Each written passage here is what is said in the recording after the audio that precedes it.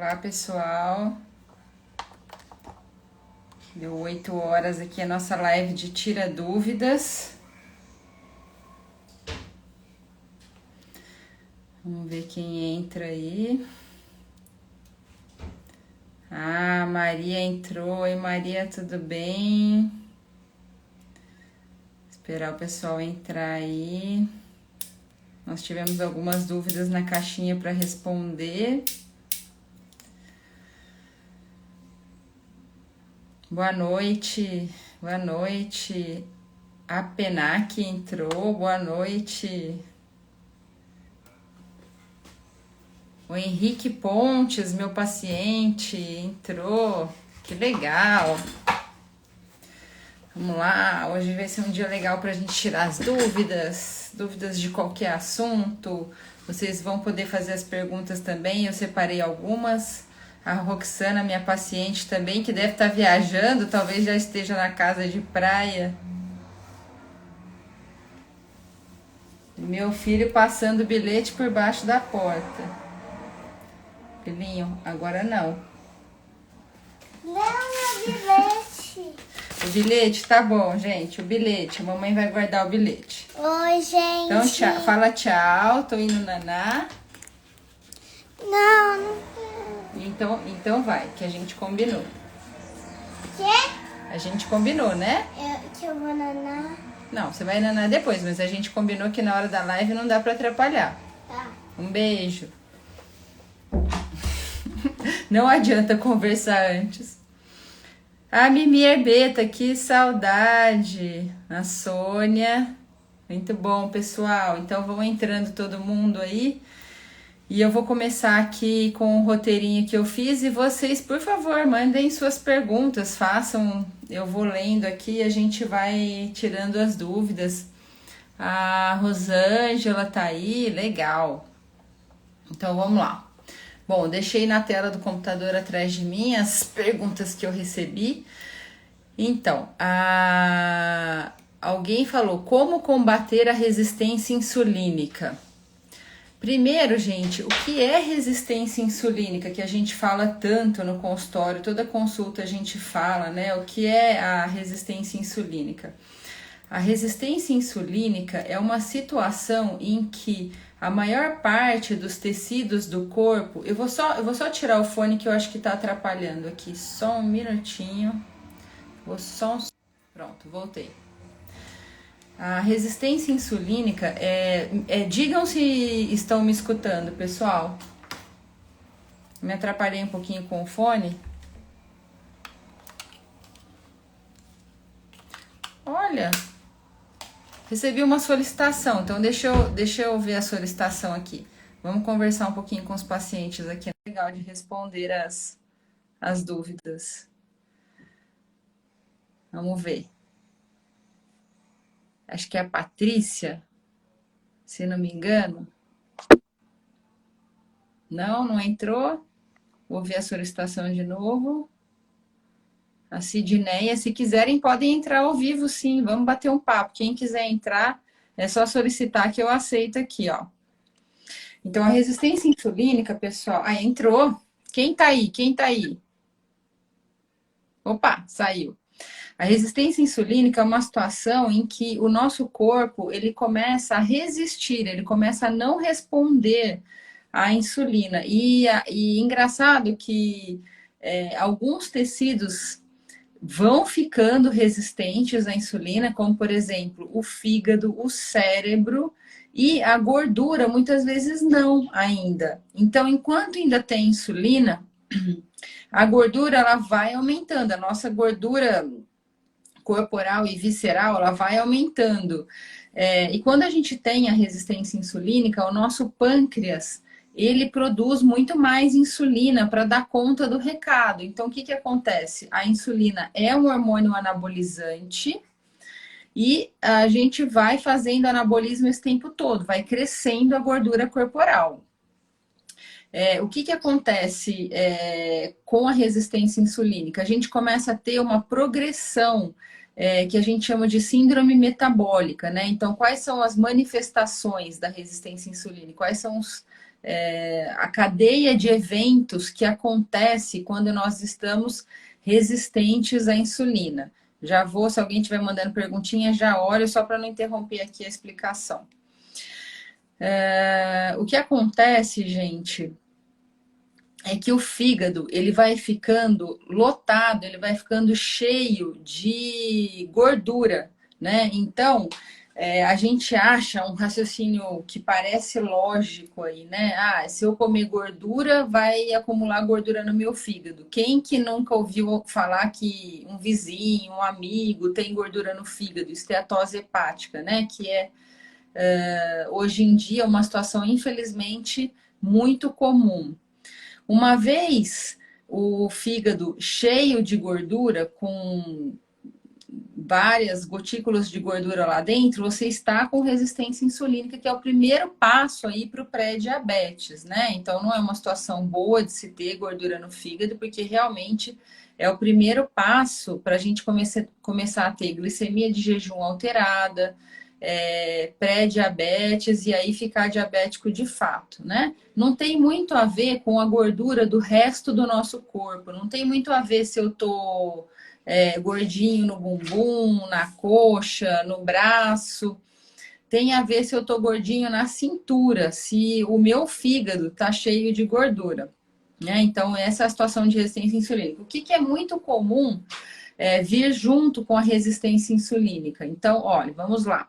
São os componentes da síndrome metabólica. São HDL baixo, que é o colesterol bom baixo, o triglicérides alto, a cintura abdominal aumentada. Então, quando a nossa cintura está ultrapassando o nosso quadril, ela está aumentada, né? Ou quando a nossa cintura ela tem uma circunferência maior que a metade da nossa altura. Esse é um jeito bom de ver.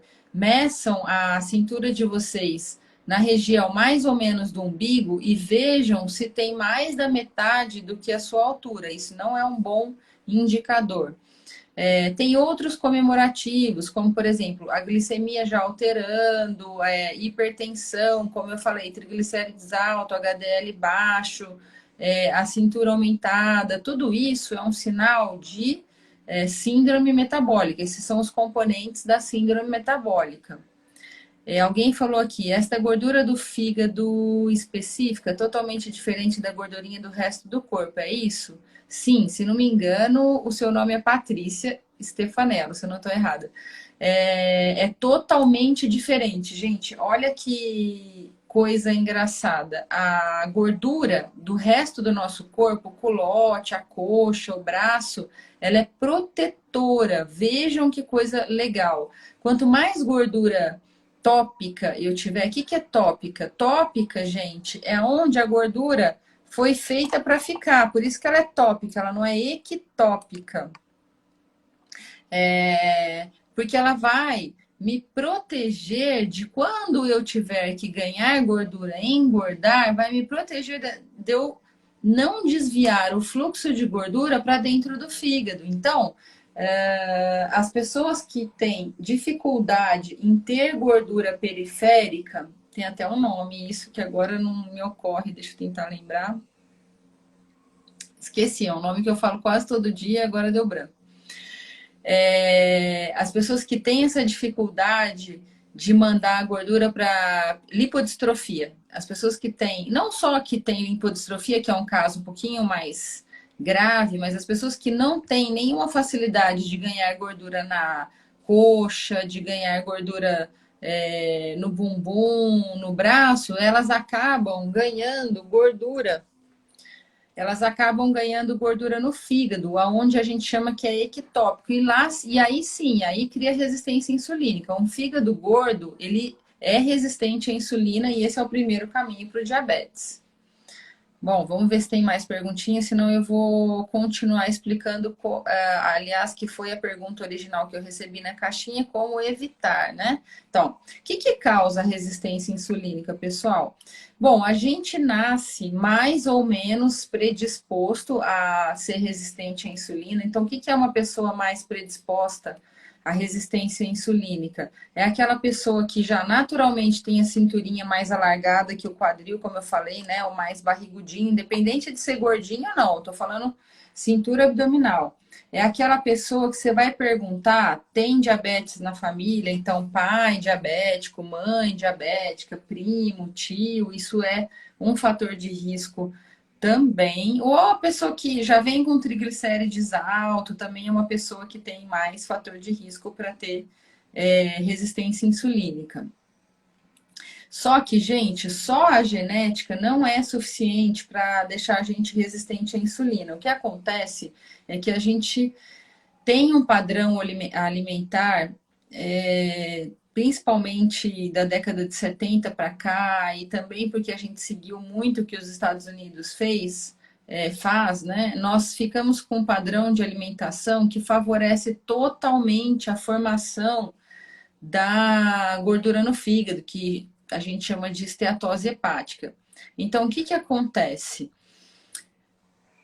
A gordura no fígado, ela vem do carboidrato que nós comemos, ela não vem da gordura que nós comemos. Por que que ela vem do carboidrato? Mas se eu como gordura, eu tenho gordura no fígado. Não é isso. Por que que vem do carboidrato?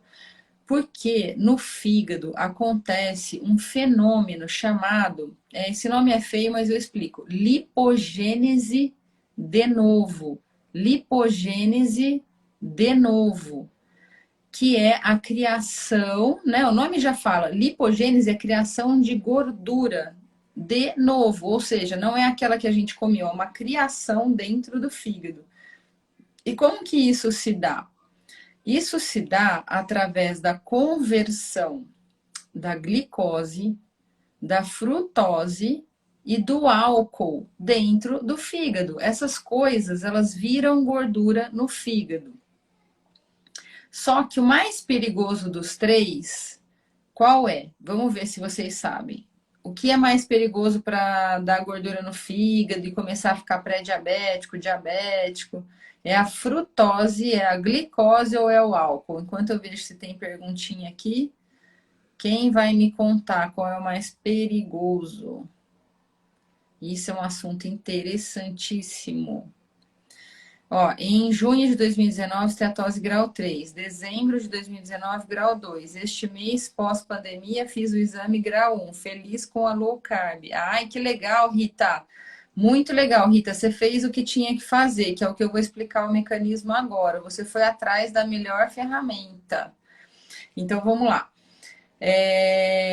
A mais perigosa, ó, não é a glicose. Vou te chamar de Patrícia. Se não for Patrícia o seu nome, você me puxa a orelha aqui. Não é a glicose. Sabe por quê, gente? Da glicose, apenas 20% do que a gente come da glicose vai parar no fígado. 80% é consumido em toda a circulação para geração de energia através da ação da insulina, e 20% vai para o fígado. Mesmo assim, gente, olha que interessante. A maior parte da glicose que atinge o nosso fígado é usada para a formação do glicogênio. E o glicogênio é muito importante, porque é o nosso estoque rápido de energia, aquilo que a gente queima primeiro. Você queima a glicose que está na circulação e logo de cara já vem a queima do glicogênio. A gente tem cerca de 2.000 calorias estocada em glicogênio no nosso corpo. Então não sobra quase nada de glicose para fazer a lipogênese de novo. Se não me engano, a cada 120 gramas de glicose que a gente come, mais ou menos, calorias, uma caloria só é para formação de lipogênese de novo. A frutose é o pior. Por quê? Olha que interessante. A frutose, ela tem um receptor no fígado e que não está presente nas outras células do corpo. Então, as outras células do nosso corpo, elas não conseguem processar a frutose. 100% da frutose que nós comemos vai parar no nosso fígado. Ele é o único órgão que consegue processar a frutose. Um pouquinho o intestino, não é o único, um pouquinho o intestino, mas o alvo principal da frutose é o fígado. E lá, quando a frutose cai no fígado, veja, se eu como 120 calorias de frutose, 120 calorias vão parar no fígado. Mas não é 120 calorias de frutose, é difícil da gente. Não tem como comer frutose pura. Geralmente a frutose vem do açúcar de mesa, chamado sacarose. Então, o açúcar de mesa ele é 50% glicose e 50% frutose. Então, por exemplo, 120 calorias de açúcar de mesa, açúcar união de mesa, branquinho. O que eu tenho aí? 60 gramas de glicose, 60 gramas de frutose. Então, vejam, 20% da glicose vão para o fígado, 12 gramas. E 60 gramas, que é a metade, né, dos 120 aí de frutose, vão para o fígado, que é 100% da frutose. Então, 72 gramas vão impactar na lipogênese de novo. Então, a maior participação é da frutose. Então, a frutose entra no fígado, ela vai fazer os processinhos complicadinhos lá dela, vai pegar o fosfato, e nessa que ela é metabolizada por uma enzima chamada frutoquinase, que forma frutose 1-fosfato, o que acontece? Isso aí gera a formação de ácido úrico. Olha que interessante, gera a formação de ácido úrico. O ácido úrico, aumentado no nosso sangue, ele impede uma enzima que aumenta o óxido nítrico. E se não aumentar o óxido nítrico, se não gerar o óxido nítrico, as nossas artérias não se dilatam com a mesma facilidade que elas se dilatariam se essa enzima tivesse mais presente. Então, o que acontece? A gente gera hipertensão arterial. Por isso que a hipertensão arterial, ela é um dos componentes da síndrome metabólica. Mas não para por aí. Então, depois que gerou o ácido nítrico, o ácido úrico, desculpa, eu tô com o ácido nítrico na cabeça. Depois que gerou o ácido úrico e que dificultou a geração do ácido nítrico e que deu hipertensão, ela continua a sua cadeia dentro do fígado e vai gerar lá dentro a formação de piruvato, citrato, triglicérides, VLDL. Aí vocês já começam a conhecer um pouquinho os nomes, né? Vocês já devem ter ouvido falar de triglicérides, VLDL. E aí esse VLDL, esse triglicérides, é exportado para fora do fígado e um pouco fica no fígado. E olha o que acontece. O que é exportado acaba aumentando o nosso triglicérides, por isso que triglicérides alto é um componente da síndrome metabólica do pré-diabetes, e aquele que fica dentro do fígado forma o fígado gorduroso, a esteatose hepática, e aí o fígado passa a não responder mais à insulina, e está instalada a resistência insulínica. Um outro mecanismo muito importante é que quando começa essa tal chamada lipogênese de novo, existe a ativação de uma enzima chamada JNK1, que faz a ligação, é a portinha de entrada, é a chave para começar os processos inflamatórios. Uns nomezinhos esquisitos, mas a gente chama de fosforilação da serina, do receptor de insulina, é todo o caminhozinho para resistência insulínica. Por que eu estou falando esse monte de coisa complicada aqui? Não é para dar sono em ninguém, não. É para mostrar para vocês que realmente não é a gordura que causa a gordura que nós comemos que causa gordura no fígado. É o carboidrato que nós comemos que causa gordura dentro do fígado. E a gordura dentro do fígado causa resistência insulínica e também desencadeia uma cascata de inflamação. Essa cascata de inflamação é que vai nos tornar mais propensos a termos problemas como entupimento das artérias, as doenças cardiovasculares, derrame, infarto, e outras tantas. Muitas vezes a gente fala, eu tenho colesterol alto, né? Que também é um assunto polêmico no consultório.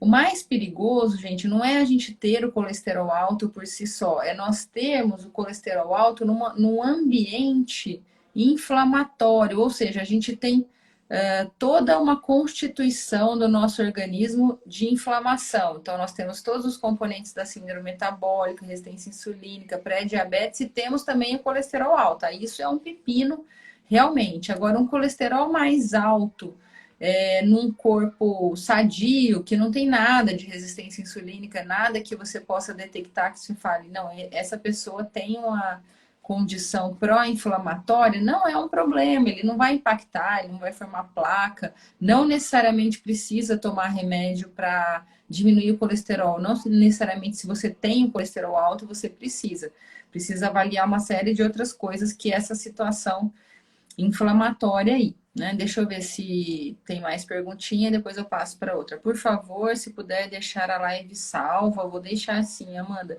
Ah, aliás, a Amanda fez uma pergunta lá que já vou responder. Pior para uma dieta. Peraí, qual o tipo de bebida alcoólica menos pior para uma dieta? Ou não tem diferença? Todas têm o mesmo resultado. Olha, o álcool, ele vai ter o impacto do álcool, né? Então, toda bebida alcoólica tem impacto. Mas a gente tende a beber menos, por exemplo, se a gente está tomando um vinho seco. Então, o que eu falo para os pacientes? É menos pior se eu tomar um vinho seco, menos pior do que tomar uma cerveja, um chopp, mas o álcool ele tem um impacto da formação da lipogênese de novo. Esse problema que eu estava falando com a frutose aqui, quem mais faz, eu falei que não é a glicose, de fato não é a glicose. A lipogênese de novo, ela é feita pela frutose e pelo álcool. É muito parecido, gente. O que o álcool faz no nosso fígado é extremamente parecido com o que a frutose faz. Olha que engraçado. Os estudiosos aí da frutose falam que é a mesma coisa você dar uma latinha de cerveja para o seu filho do que dar uma lata de Coca-Cola. Claro que a frutose, ela não tem o efeito agudo, tóxico no cérebro. Por isso que a gente não fica grogue de tomar um copo de suco de uva daqueles integral, natural, orgânico, concentrado, que não é uma boa coisa para a gente tomar de jeito nenhum. Mas é o mesmo impacto que tomar uma lata de cerveja para o nosso organismo como um todo, para o nosso fígado. Só não tem o efeito do álcool, porque o álcool é assim, ó, 10% é metabolizado no intestino e no estômago, 10% é metabolizado de maneira aguda no cérebro e 80% vai para o fígado. Lembra que eu falei, ó, frutose, 100% vai para o fígado. Glicose, 20% vai para o fígado. Álcool, 80% vai para o fígado. Os outros 10% vão para o cérebro e os outros 10% vão para estômago e intestino. Então, esses 10% que vão para o cérebro é que causam a embriaguez, né? A embriaguez. Mas respondendo a pergunta, os destilados tendem a ser menos piores aí que os fermentados, mas álcool, para quem quer emagrecer, realmente não é uma boa. Quando faz a lipogênese de novo e exporta o triglicérides para a corrente sanguínea, uma das consequências é exportar esse triglicérides para dentro das células gordurosas. Então, álcool engorda sim. Vamos ver se tem mais perguntinha aqui. Quanto mais consumo de carboidrato, maior é o impacto? Sim, quanto mais consumo de carboidrato, maior o impacto em tudo. Em pré-diabetes, em aumentar o peso corporal. Quando se é diabético, apagou a tela aqui com as perguntinhas. Quando se é diabético, o colesterol alto é um risco? Sim, é um risco. O colesterol alto, deixa eu abrir aqui que fechou. O colesterol alto, eu estava dizendo que impacta quando a gente tem fator de risco. Quais são os fatores de risco, então? Então, em quem é mais perigoso ter colesterol alto? Em diabéticos, em fumantes, em obesos, sedentários, pessoas muito estressadas, pessoas que têm um histórico familiar, por exemplo, na minha família vai dando 50, 55 anos, o pessoal começa a infartar, ter AVC. Então, essa pessoa que tem esse histórico familiar, ela é uma pessoa de risco.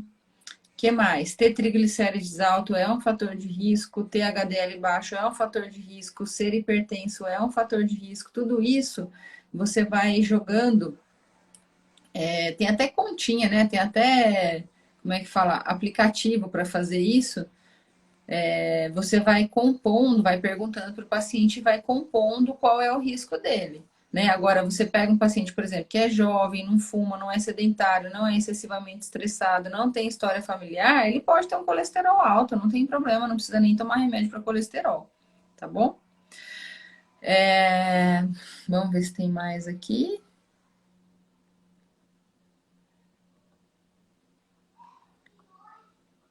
Muito bom. Então, vamos para a segunda pergunta aqui, pessoal. Vamos lá. Deixa eu descer aqui no meu computador.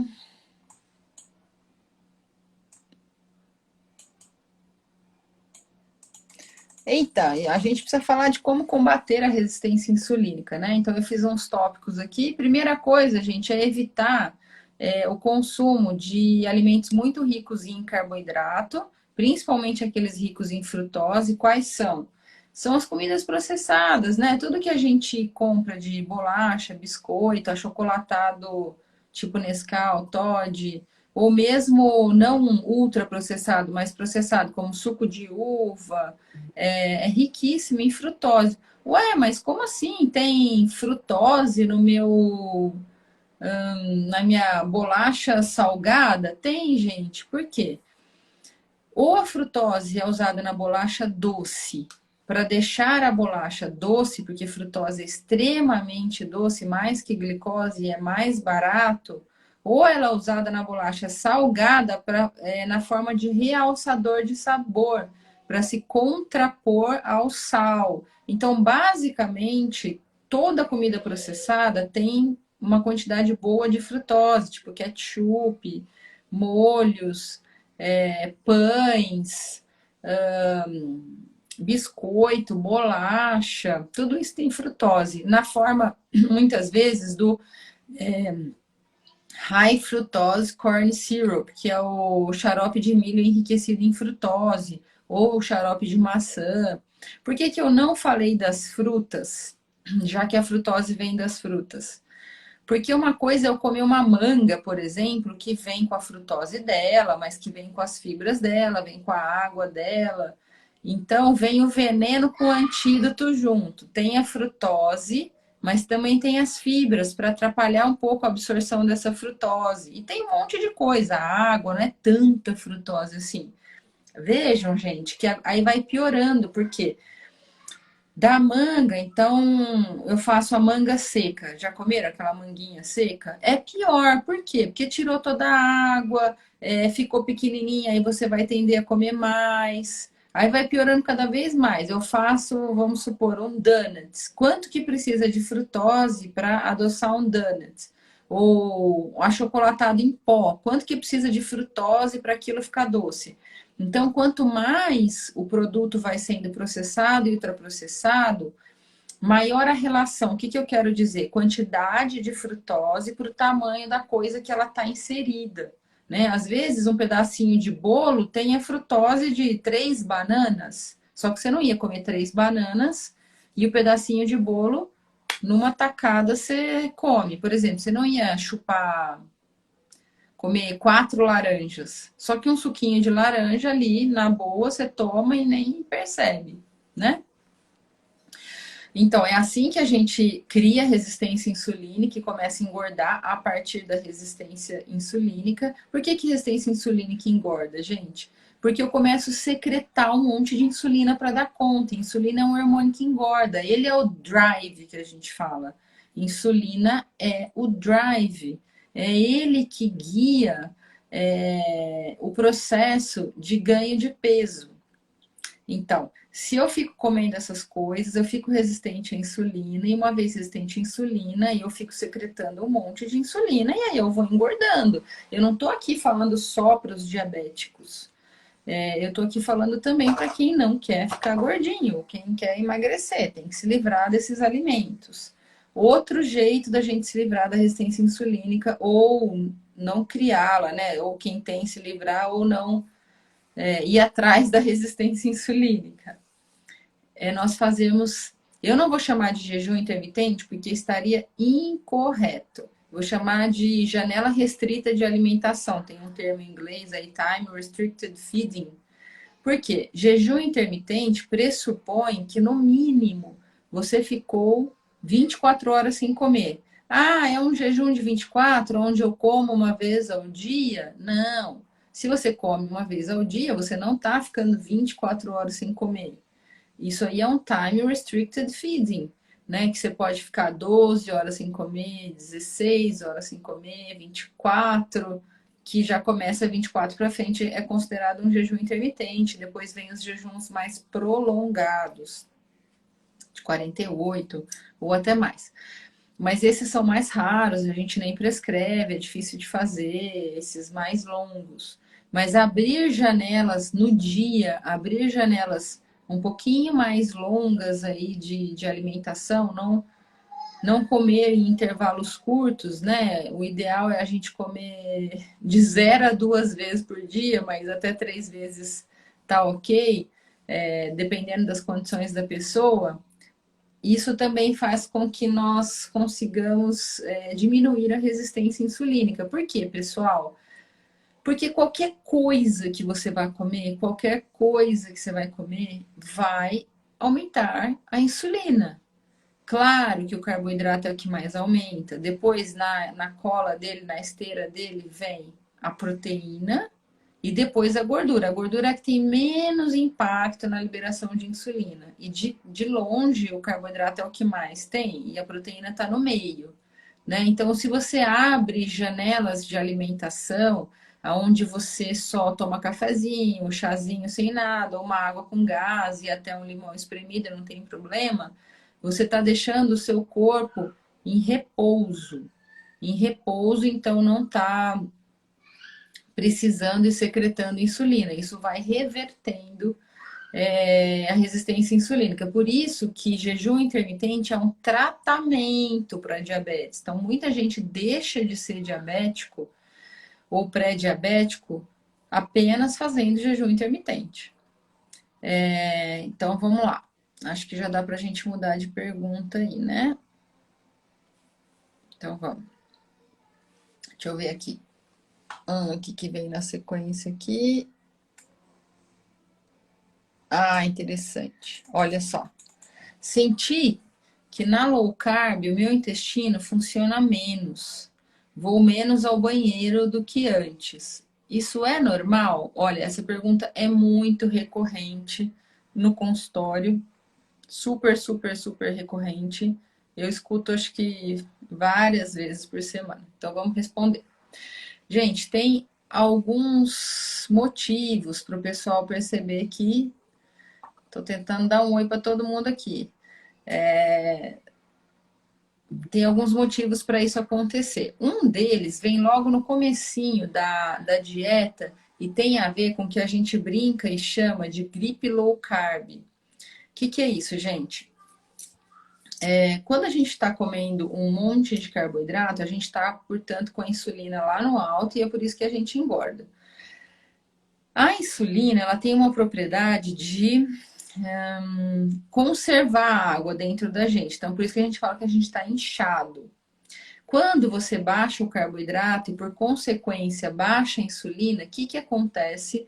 Você libera esse líquido, você faz um monte de xixi. Quem aqui faz low carb, diz aí na live, deve ter percebido que você começa a fazer um monte de xixi no começo da dieta e você perde sal, perde água e perde sal. E aí você se sente tonto, sem vontade de fazer as coisas, fraco. O intestino, as fezes ficam desidratadas e aí não saem, elas ficam empacadas.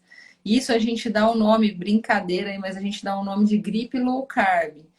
Então, se a gripe low carb ela é causada por essa perda de água na forma de urina, que leva junto sal, sais minerais, vitaminas, o que, que a gente vai fazer? A gente vai pôr mais sal na comida, vai se hidratar, às vezes um polivitamínico nessa fase pode ajudar, tá? Então, esse é um grande causador de parar de ir no banheiro tanto quanto ia. Uma outra coisa, gente, é que assim, se a gente está emagrecendo, pressupõe que a gente está comendo menos. E também, lógico, a gente vai menos ao banheiro comendo menos. Agora, a explicação que eu mais gosto é incrível isso. Vejam só. A dieta low carb, ela é rica em proteína animal, não é? Né? Quem é meu paciente aqui, ó, responde. E a proteína animal, ela é tão nutritiva que não sobra nada para formar fezes, gente. Olha que explicação maravilhosamente bem feita pela evolução. Não sobra nada para virar fezes. Não chega coisa no intestino grosso. As coisas, elas são absorvidas no intestino delgado e ficam por ali mesmo e vão embora para a corrente sanguínea.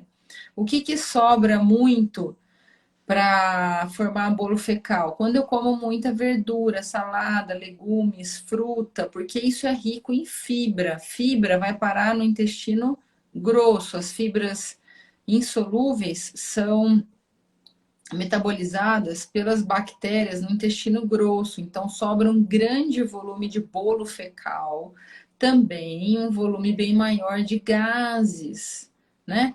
Por isso que os animais herbívoros, eles têm aquele barrigão, eles têm um intestino grosso muito maior, ao contrário da gente. Nós temos um intestino grosso pequenininho e temos um intestino delgado, fino, grandão.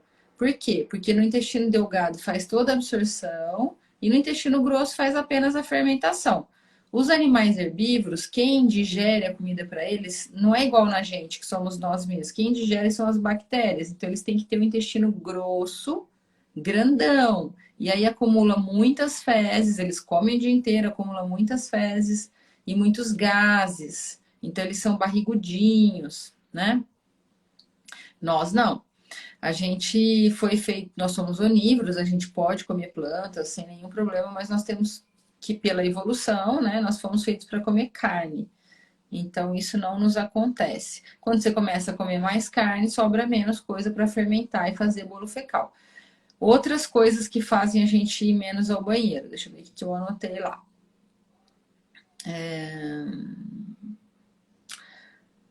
A falta da ação irritativa das fibras. Quando a gente começa a fazer low carb, muitas vezes começa a basear a alimentação mais em proteína animal, e aí não tem tanto, para quem faz, né, um estilo mais carnívoro, não tem tanto a ação irritativa das fibras.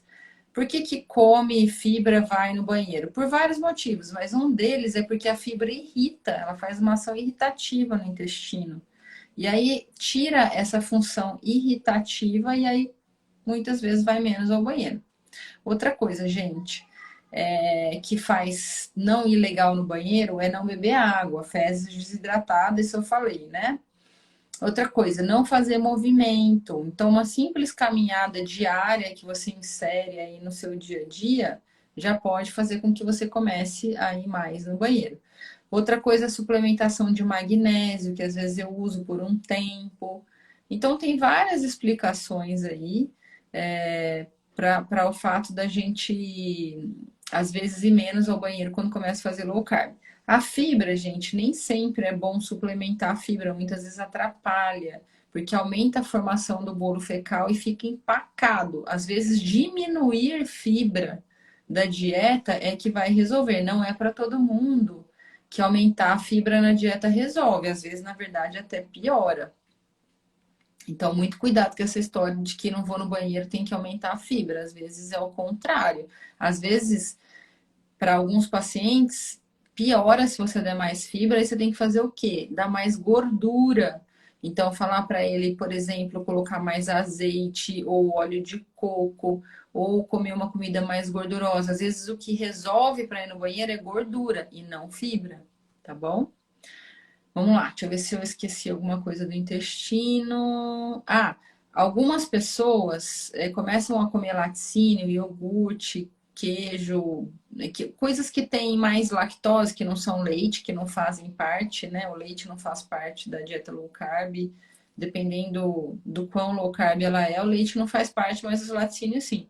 E tem gente que tem um pouquinho de intolerância mas não sabe que tem uma intolerância leve, aí começa a comer um pouco mais porque faz parte da dieta e empaca o intestino. Na verdade, a pessoa tinha uma intolerância à lactose, né? Então, isso também pode acontecer. Deixa eu ver se tem mais alguma coisinha aqui. Eu tô tendo que me entortar aqui que a tela tá atrás.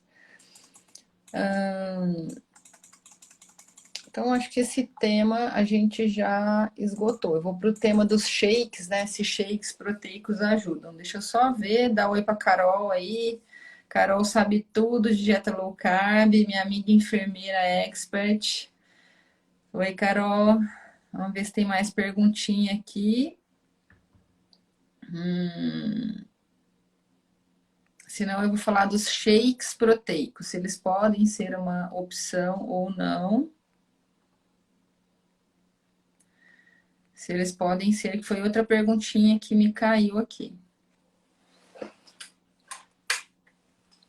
Bom, não achei nenhuma aqui. Se alguém fez e eu não respondi, por favor, coloque de novo. Ah, Solange, boa noite, Solange. Chegou agora na live. Oba, shake. Então vamos lá, falar dos shakes, gente. Olha, não é bom nem ruim. Então vamos explicar onde ele pode ser bom, onde ele pode ser ruim. Olha, se o shake ele vier para substituir algo pior que ele é bom.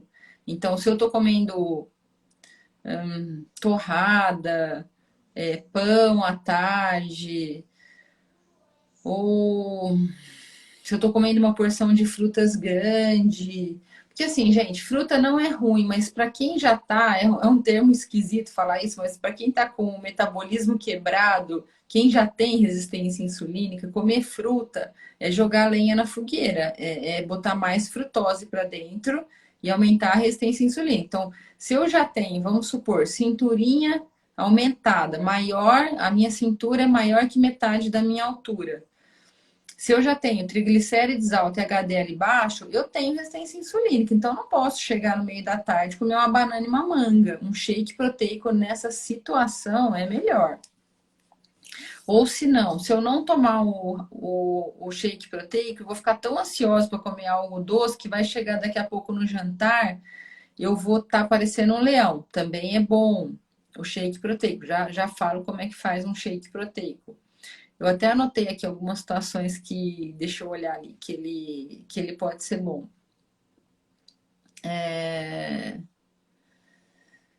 Se ele vem para substituir uma sobremesa também, ele é bom, porque senão eu ia comer um chocolate ao leite. Mas tem alguns probleminhas com os shakes proteicos. Vamos lá, ó.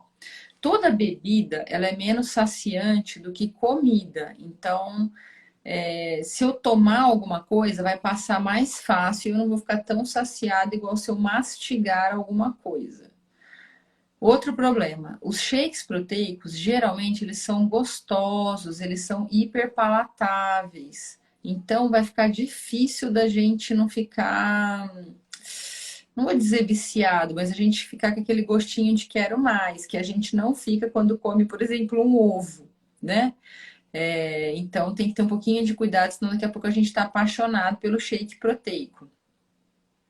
O que mais? Deixa eu ver os probleminhas que eu anotei ali. Ah, ele pode atrapalhar aquela janela que eu falei do time restricted feeding. Às vezes você está querendo prolongar um pouco mais o jejum, você fala, ai, não, tá bom, a doutora falou que o shake proteico não tem problema, ele é low carb, então vou tomar aqui no meio da minha tarde. Não, gente, se você está querendo fazer o time restricted feeding, é café, chá, é água com gás, não pode um shake proteico. Lembra que eu falei? Depois do carboidrato, vem logo a proteína, ela estimula bem a insulina, a proteína, não é pouco não. E vou até contar para vocês, a proteína do leite, ela é a que mais estimula a secreção de insulina. Então, do que é feito o whey protein, por exemplo?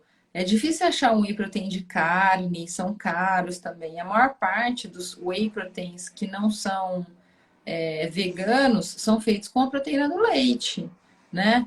Então, vai liberar insulina sim. Tanto que os diabéticos tipo 1, a gente vê, eles tomam whey protein, boa parte deles ficam hiperglicêmicos, né? A glicemia sobe. E isso mostra pra gente que precisa de insulina para queimar a proteína do leite. Se precisa de insulina, a gente vai ter aquele estímulo de engordar, que quando a gente libera a insulina. Então não é bom nem ruim, você tem que saber, por exemplo, eu não consigo jantar e não ter uma sobremesa. É melhor eu fazer um shakezinho proteico, porque senão eu vou comer um doce, né? Tem os shakes proteicos que seriam melhores nessa questão de não liberar muita insulina, que são os feitos com clara de ovo. Então fica uma delícia você pegar clara de ovo, quer ver? Vou inventar de cabeça aqui, mas eu já testei tudo isso. Bater com cacau, adoçante, pasta de amendoim. Ou sei lá, com um pouco de whey protein, a clara de ovo, ou bater com abacate. Fica uma delícia, clara de ovo batida com gelo, fica e adoçante, e cacau, e uma fruta. Fica com gosto de milkshake mesmo, fica bem gostoso. O problema é que você está consumindo a clara de ovo crua desse jeito. E a clara de ovo crua pode fazer com que a avidina, que é uma proteína da clara de ovo, se ela está sendo consumida crua, ela vai competir com a biotina e aí a gente vai ficar com uma deficiência de biotina. Isso tem um nome, Egg White Injury, que é uma injúria do ovo, da parte branca do ovo. Faz cair cabelo, dá uma dermatite com acometimento periocular. Então, tem algumas pessoas que se começam a tomar shake proteico de clara de ovo com mais frequência, podem ter essa questão aí de queda de cabelo, dermatite, que é pela avidina. Mas isso não acontece quando o ovo está cozido. Aí esse problema acaba totalmente. E eu tenho que tomar muito cuidado, porque eu adoro fazer uma panqueca que a Etienne me ensinou, de canela com clara de ovo. Eu compro clara de ovo pasteurizado, para não ficar gastando um monte de gema. Quase todo dia eu faço isso. Só que como ela faz um volume grande, você tem que ficar esperto na frigideira para nem queimar a panqueca, porque comer comida queimada aumenta a nitrosamina, né? Aumenta a formação de radicais livres e isso não é nada bom a gente comer radicais livres. E também nem comer crua por causa da avidina, né? Mas a panqueca é uma delícia.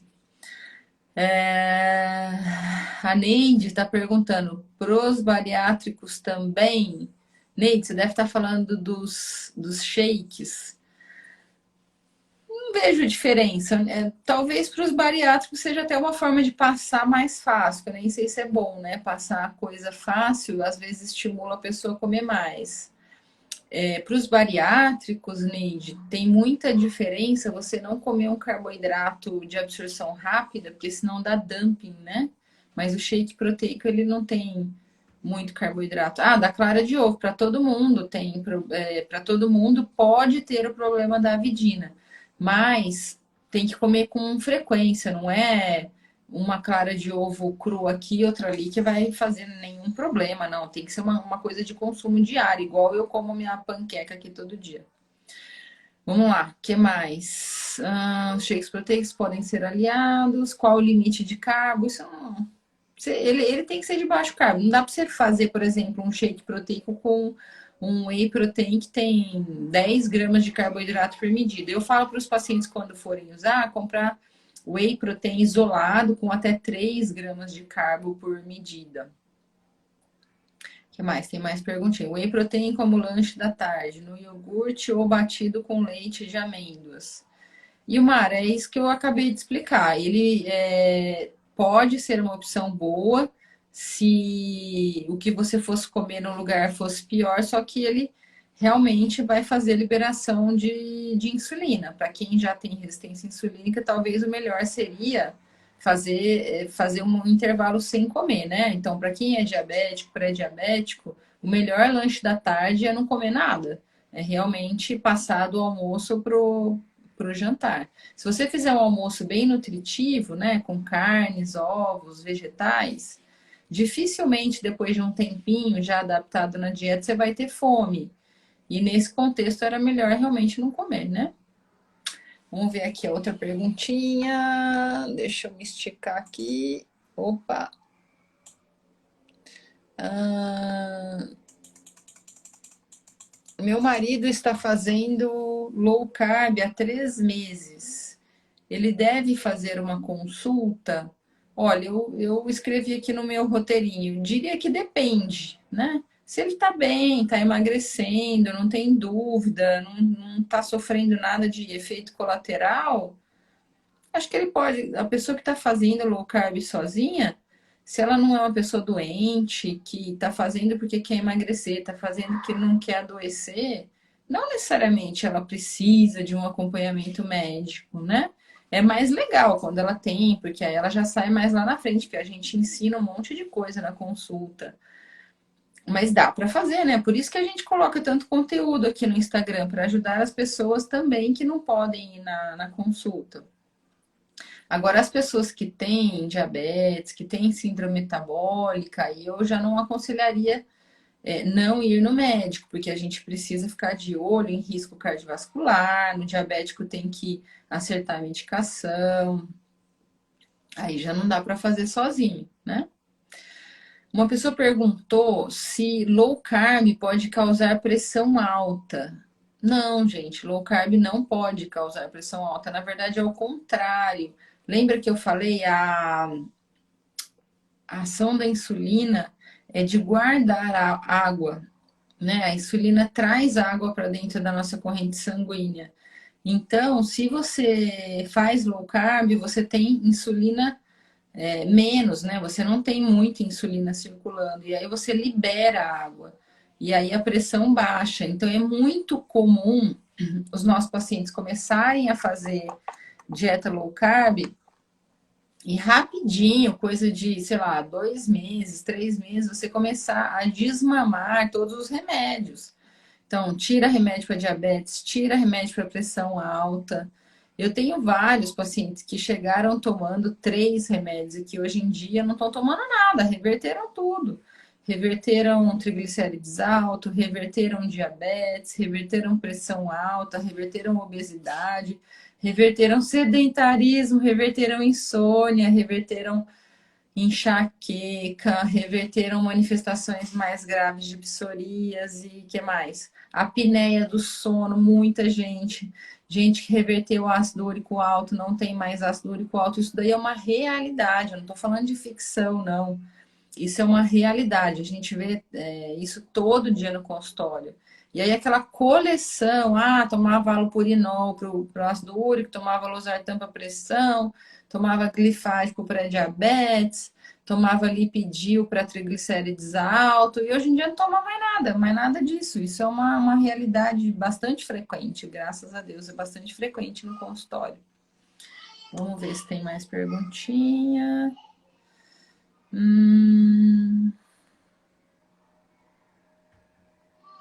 Quem quiser fazer perguntinha pode mandar. Hoje eu ouvi alguém falar, estava ouvindo uma live e estava vendo que a pessoa estava falando que sai da churrascaria com uma sensação leve, assim, não tem barriga inchada quando vai na churrascaria e come carne, não sai de lá com a barriga inchada. E a pessoa disse que conseguia até ir para academia e treinar depois de ir na churrascaria. Mas por quê? Porque não tem resíduo, né? Carne, a gente absorve tudo, a gente usa tudo da carne, não sobra resíduo, então não tem fibra para ficar fermentando no intestino. Você acaba saindo realmente com a barriga mais murcha, né? Não sai com barrigão pesado da churrascaria. É ao contrário aí se você come muito legumes. Ou até grão, né? Tem muita gente que não digere bem o trigo, né? Então a gente faz. É muito comum quando a gente faz low carb, aí a gente vai comer uma pizza no fim de semana e come alguns pedaços de pizza, no dia seguinte você tá com a barriga inchada, né? A ação do trigo, que você já até tinha um pouquinho dessa intolerância, mas que se acentua porque você acaba não comendo nunca e aí a hora que vai comer passa mal, né? Então isso é muito comum.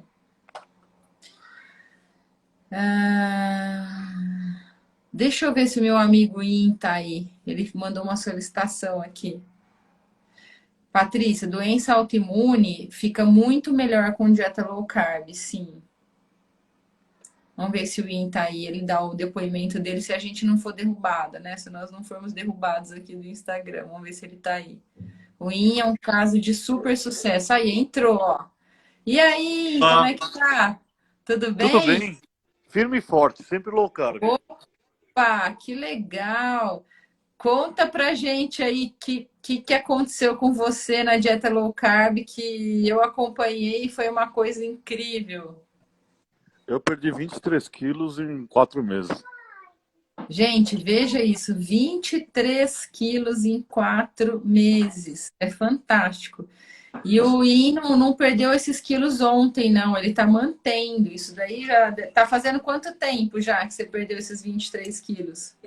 1 ano e 4 meses desde que eu comecei a low carb, viu, Cristina? E vou te falar, viu? Não sinto falta nenhuma de carboidrato.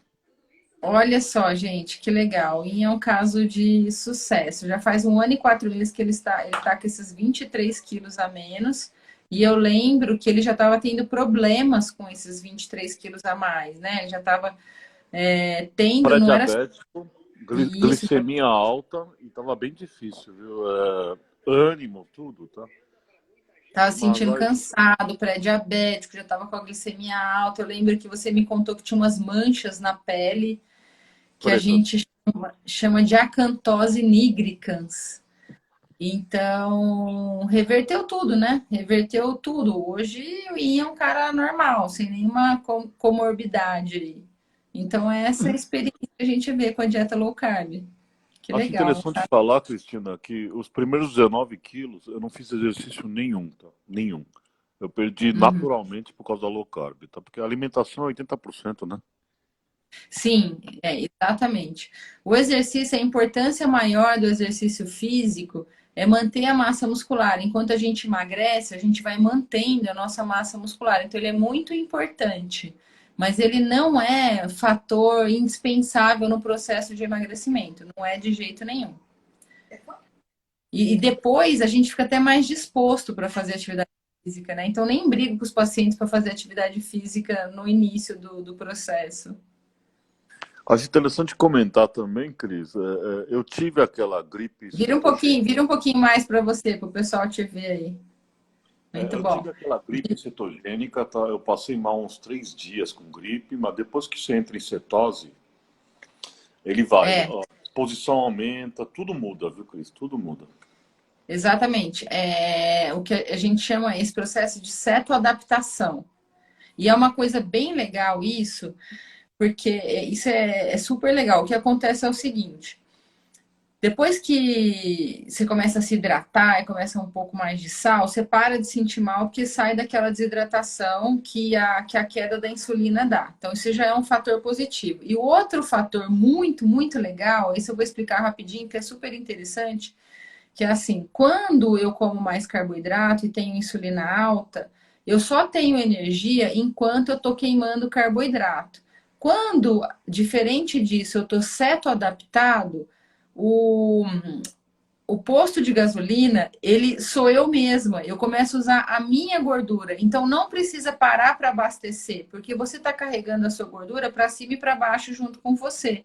Então não precisa passar no posto e abastecer com carboidrato. A queima ela é contínua, porque a queima é de gordura, não é de carboidrato. Como você está carregando a gordura com você, você tem queima contínua. Então não oscila o nível de energia. Você está sempre com energia alta, porque sempre tem material para ser queimado. Isso é interessantíssimo. A Fê Polete está perguntando qual o tema da live. O Fê, na verdade, é live de perguntas e respostas, não tem um tema definido aqui.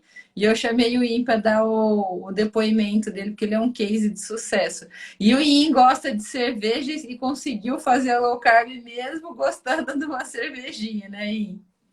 Foi difícil importar de Patinga, alma cevada, mas hoje eu tomo cerveja, o arroz é de couve-flor, a gente se adapta. E minha esposa acabou entrando na dieta também, ela perdeu 7 quilos, eu perdi 23, tá?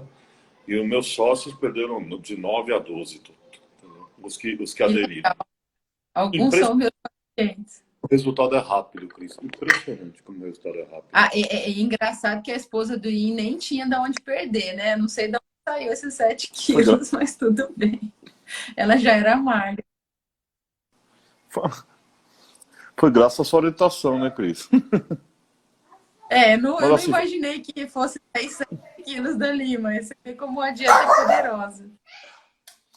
eu tô com quase 50 anos, tá? E eu vou te dizer que eu nunca imaginei que eu ia ter o mesmo peso de quando eu tinha 30 anos. Nunca, nunca. É incrível, né? Não, isso tomando. Assim, tem umas partes chatas, né? Eu ligo pros bares, falo que eu sou diabético e levo minha cerveja. Sou chato mesmo, tá? Peço caipirinha com adoçante, tá? Mas segue o jogo. É uma dieta que você pode comer carne, salada e legumes e queijo, que é as coisas mais maravilhosas da vida. Senti falta de arroz e cerveja nos primeiros 2 meses, por desconhecimento meu, tá? Hoje já tem cervejas zero carboidratos, que é basicamente da Brudder, alma cevada e baixa gastronomia, já estão distribuindo. E chegou a cerveja da Ambev, a Michelob Ultra, que é a segunda cerveja mais vendida nos Estados Unidos, que tem 2,4 carboidratos por long neck, tá? Então, como eu falei para a Cristina, hoje tá mais fácil, tá? No começo, Se nossa, até o que é coreano, e coreano adoram arroz, e ele gosta de cerveja, conseguiu, gente, é porque dá para fazer. não, é muita informação. Com o tempo a gente vai pegando, né? Assim, o primeiro carregamento de alma cevada, cerveja lager, chegou, nossa, eu tava no paraíso depois de 4 meses, né? Sofri com arroz e cerveja. A cerveja eu consegui, o arroz a gente faz com couve-flor, tá? No mixer. E fica igual. Tem que colocar um tempero, tá? Para quem gosta, também tem o arroz com jaque, que dá para usar. Eu não me acostumei, Cris, sendo muito sincero, não me acostumei com conjaque, tá? Mas assim, lasanha de berinjela, macarrão de abobrinha, pô, não passo fome. Quando eu comecei a low carb, tinha duas coisas que eu não queria fazer, tá? Eu não queria cortar bebida e eu não queria cortar, entendeu? Não queria passar fome. E a low carb, pra mim, deu essas duas coisas, tá? Não passo fome e não cortei bebida, tá? O vinho é extremamente low carb, o vermelho, tá? Então, no começo foi vinhos, whisky, tônica. Eu sei que a Cris é médica, ela vai me xingar, mas tá tudo certo. Mas eu não senti falta de bebida e não senti falta e não passei fome. Essas duas coisas eram muito importantes para mim, Cris, quando eu comecei a low carb, tá? Mas isso é importante explicar as especificidades. O Yin, ele conseguiu reverter a resistência insulínica. Se é uma pessoa que não consegue reverter, aí o álcool é muito ruim, porque se a pessoa tem resistência insulínica, ela não para de beber, ela não reverte esteatose hepática, ela está sob um risco muito alto de ficar cirrótico e diabético. Mas para quem não tem resistência insulínica mais, ou não tem, ou deixou de ter, o corpo tolera certa quantidade de álcool, consegue metabolizar sem dar problema. Então, nessa questão do consumo de álcool, precisa individualizar bem para que paciente você pode deixar ele com uma certa segurança ou não, né? Perfeito.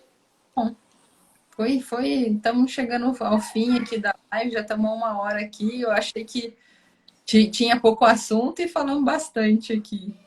Mas que bom. Espero que eu tenha te ajudado, né, Cris? Porque você me ajudou bastante, Sim. viu? Não, é muito legal você ter entrado, porque fica o médico falando aqui e o Hum. povo acha que o médico está falando, mas não deve ser tão fácil assim. Você deu o seu depoimento e é Não, eu acho muito que a legal. parte mais espetacular é que depois de 10 dias você perde algo entre 5 a 7 quilos. Eu não acreditei. Eu falei, não acredito. A minha mulher foi viajar com as crianças, quando voltou falou, funciona. Vou fazer também. Foi isso. Eu fiquei um tempinho sem te ver, e aí quando eu fui ver, eu falei, nossa senhora, o que que aconteceu com isso? Foi assustadora. Muito bom. E o legal é que você manteve, né? Não foi um fogo de palha. Não, Virou um assim, eu não como carboidrato até hoje, tá? Não me faz falta, de verdade, tá? Então, assim, o ideal pra mim é beliscar carne, queijo e cerveja low carb, né? Se não tiver cerveja, o que que eu faço? Peço uma caipirinha adoçante e vinho vermelho. A gente se vira. E qualquer lugar do planeta você consegue uma proteína, uma salada, que é o mais sim, importante, né? exatamente. Muito bom, pessoal. Então vamos nos despedindo aqui, mandando um beijo a todos. Obrigado aí pela sua participação. Obrigado Eu a gostei. todos. Foram ótimas as perguntas. Vou mandar um beijo para minha amiga Etienne, que eu vi que ela saiu da live dela e veio ver a nossa live aqui.